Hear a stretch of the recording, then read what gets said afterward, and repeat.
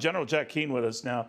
General, I don't know what's more alarming, the fact that they denied all of this last week, or now this week are acknowledging it and blaming it on the prior administration. Not to point fingers on this, but if they have this capability, the Chinese, and have constructed it on Cuba, what do we do? Yeah, well, first of all, I mean, we got to be disappointed in the administration. First, the Wall Street Journal article turns out to be very accurate in the fact that there is an espionage spying capability in Cuba. The administration came out and said that's not accurate, did not explain what that word accurate meant, but led us to believe that, well, maybe it's not true. And it turns out to be true. And there should be a lot more disclosure in what's going on here, Neil, to the American people, and particularly to the Congress, where they can talk classified and get into the bottom of this thing. I'm not even accepting the fact that it's been there since 2019. I listened to the former Director of National Intelligence, John Radcliffe, on another show where he maintained that he has no knowledge of that, nor does his intelligence service have any knowledge that this espionage base existed in 2019. That goes back to the accusation about former spy balloons during the Trump administration as well. So we need a better explanation. The larger issue certainly is China's comprehensive presence in our hemisphere.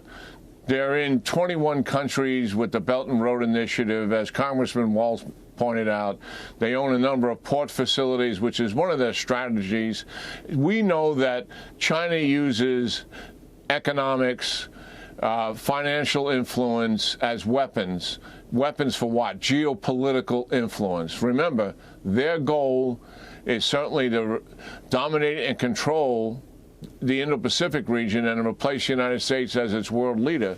One of the interesting facets, Neil, of the G7, it was confidential discussions without any of the other extra countries who were invited to it, and they talked among themselves, and they were alarmed by the fact of China's influence, particularly Russia to a second degree, throughout the globe and on every single continent, and the fact that they, as democratic countries and sort of the organizers of the international order that has been in existence for close to 80 years now, that they are collectively losing their influence to China and to Russia.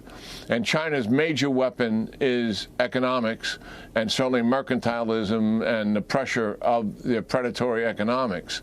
So yes, this is such a comprehensive strategy that I wish the administration would categorize it more accurately as to what it is.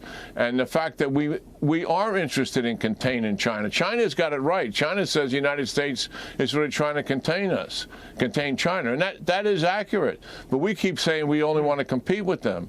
But we don't want them to dominate and control the Indo-Pacific region. We don't want them to take over the international order in the world at the expense of the United States and like-minded democracies. Of course we're attempting to contain them, and we got to do a better job explaining to the American people what that strategy is.